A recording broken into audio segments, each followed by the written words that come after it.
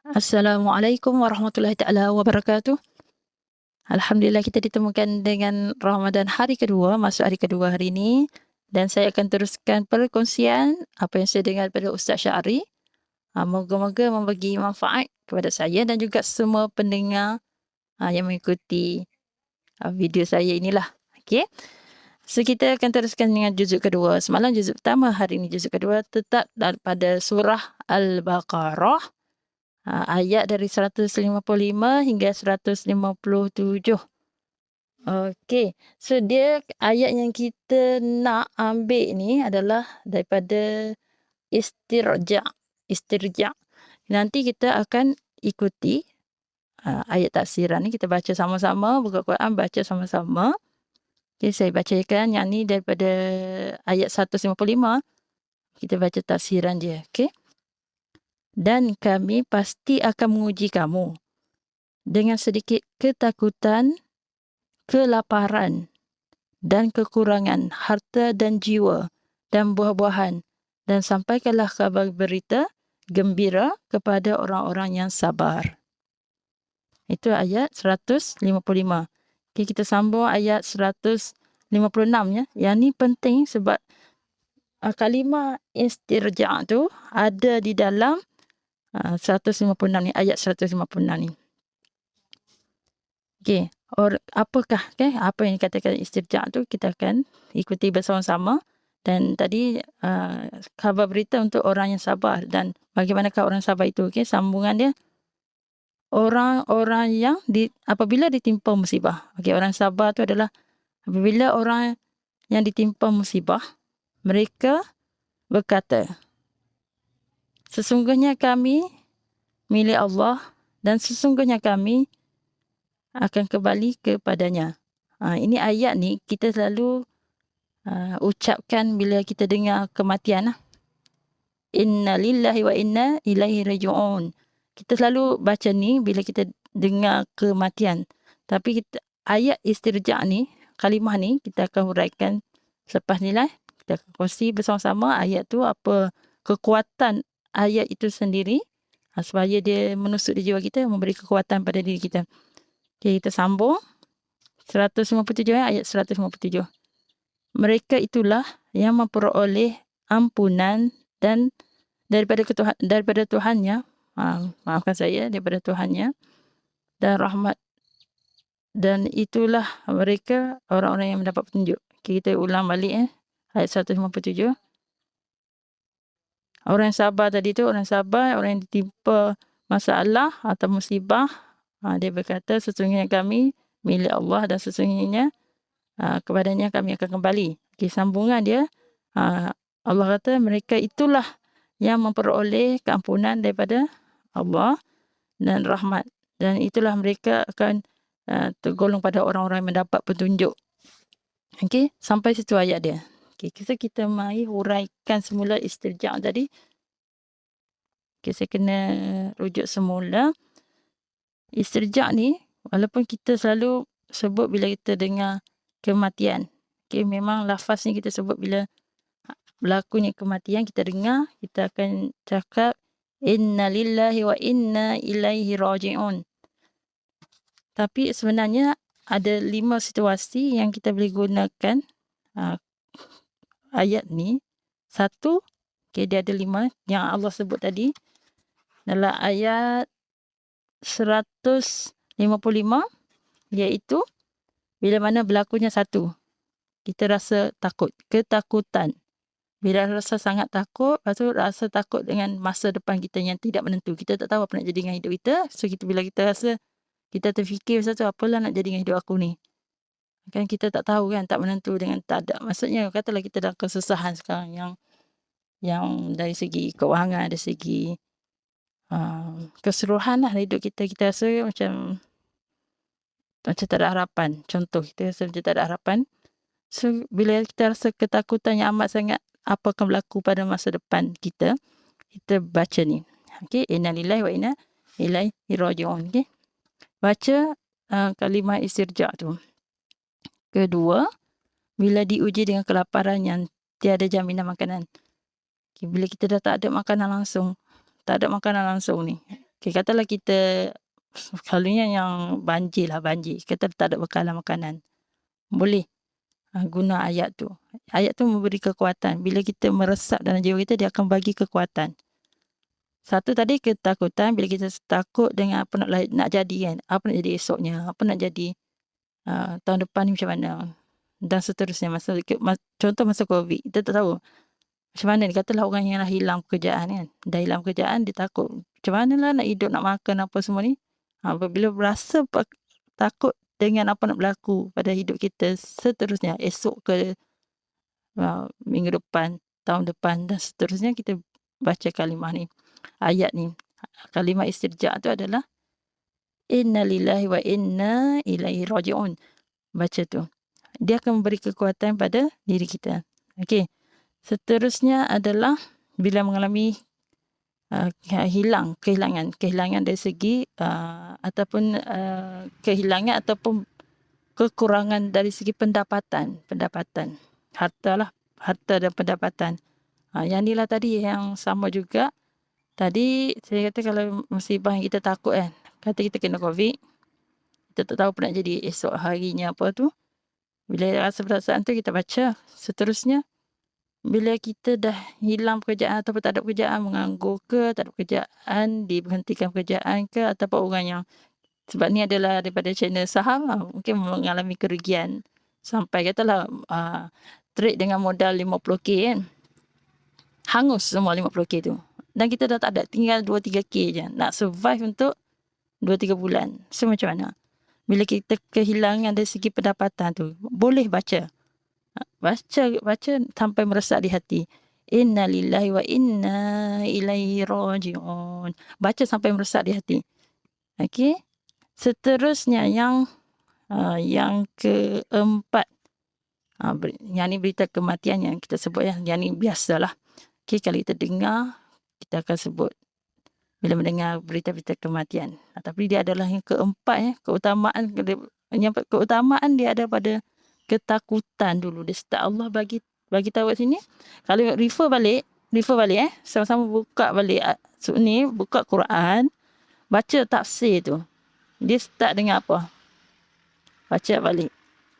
Okey, hasil yang keempat, okey, berita kematian. Yang kelima, mengalami bila simpanan ataupun aset mengalami kemerosotan. Okey, dari segi perniagaan.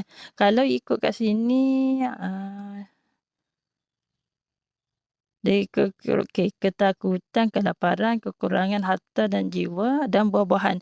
Buah-buahan sebab zaman dulu, kalau kita tengok zaman dulu tu kebanyakan ada tanaman lah. Tanaman dikira macam bisnes lah sebenarnya kan. Kalau sekarang ni bisnes lah. Bila bisnes tak menjadi, merosot, tak dapat untung, rugi kan. Sama juga boleh apply dekat kita punya saham.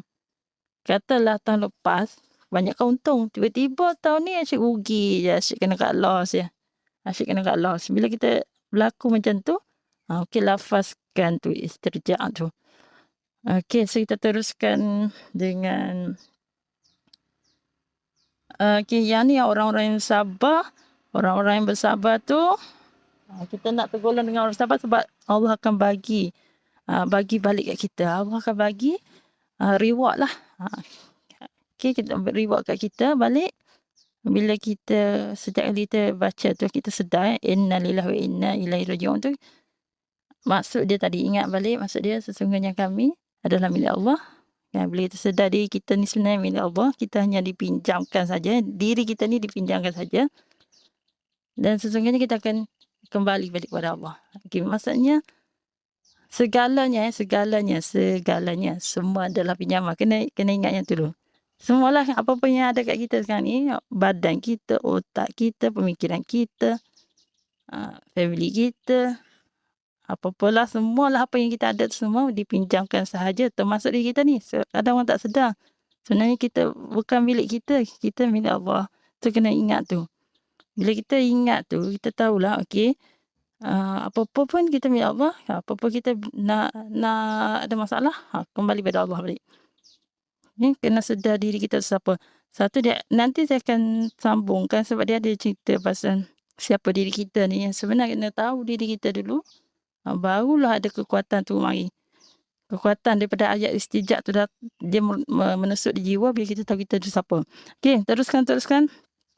Dari ayat ni musibah tu sebenarnya musibah pada zaman dahulu Ustaz Syahdi kata pada zaman dulu sebelum turunnya Al-Quran, sebelum turunnya ayat ni, ayat yang ke-156 Al-Baqarah ni, okey, sebelum ni musibah tu digunakan untuk pemanah. Pemanah. Bila depa bahasa Arab ni lah, kalau depa memanah, dia tepat kena dekat yang merah tu, semua akan melakukan musibah. Musibah tu dulu tu macam satu, saya peminat Manchester United, saya akan cakap tu macam glory Man United. Mungkin orang kata macam tu lah. Kejayaan lah kalau dapat panah tepat tu orang akan sebut musibah. Tapi bila turunnya ayat Quran ni, musibah tu dah jadi lain maknanya. Musibah tu jadi ditimpa kemalangan lah. Ditimpa kemalangan. Allah nak cerita sini sebenarnya bila kita diuji, itulah sebenarnya kemenangan sebenarnya untuk kita. Diuji tu maksudnya yang tu, saya baca balik ucapan tanihah yang digunakan oleh Puan Akif. Saya teruskan catatan ni sekejap. Okey. Orang yang ditimpa kemalangan dan keburukan merupakan orang yang Allah pilih. Tepat orang yang Allah pilih tepat sekali pada waktu yang tepat untuk menerima kebaikan. Dia perlu diuji terlebih dahulu untuk sebelum menerima kebaikan tu. Bila kebaikan tu akan terima, itu bukan kita tak tahu bila. Kita tak tahu bila. Mungkin segera, mungkin dalam sebulan dua, mungkin setahun, mungkin 10 tahun. Mungkin lepas kita mati nanti. Maksudnya nanti mungkin balasan dia syurga. So yang ni garanti kalau kita bersabar dan kita baca istijab tu, yang kita mengaku kita adalah milik Allah. Maksudnya kena ada perasaan tu betul-betul sebetul-betulnya. Dan yakin yang tu Allah bagi ujian untuk kita sebab Allah nak bagi kebaikan untuk kita. Bila kita yakin tu kita akan dapat. Yakin je Allah akan plan yang terbaik untuk kita. Alright. So hikmah kehilangan. Kehilangan adalah satu bentuk pemberian kebaikan dari Allah pada waktu yang tepat. Allah punya kuasa, makhluk tiada kuasa. Okay. Sebab kita dah mengaku kita adalah milik Allah dan kita hanyalah pinjaman. So kita kena mengaku juga kita ni tak ada apa-apa pun. Tak ada apa-apa tanpa Allah. Okay. Sebab kita milik Allah, kita ni tak ada apa-apa tau. Tak wujud pun kita. Sebenarnya daripada baby tu semua nak dilahirkan apa semua, kita mana ada apa-apa. Lepas tu kita boleh berjalan, minum susu apa semua tu lah. Dia start dengan daripada tu lah. Ustaz cerita daripada kandungan lagi lah kita ni. Tapi saya potong je lah saya potong. Maksudnya daripada tak ada apa-apa pun. So bila dah besar kita rasa kita memiliki. Padahal sebenarnya kita tetap tidak memiliki apa-apa pun sebab semua tu milik Allah. Kena faham tu. Bila dah faham tu, okey, baru kita ada perasaan redha lah. Redha dengan apa yang berlaku kat kita bila ditimpa musibah. Okey, lepas tu mengukuhkan akidah kepada Allah dengan sifat sabar dan tabah. Istijab lafaz redha untuk mencari kekuatan diri dengan kembali kepada Allah. Hanya dengan kembali kepada Allah kita akan menjadi kuat. Itu dia. Itu saja poin dia. Dan kita tunggu saja Allah akan bagi kebaikan tu. Dan janji Allah tu pasti. So kita tunggu saja.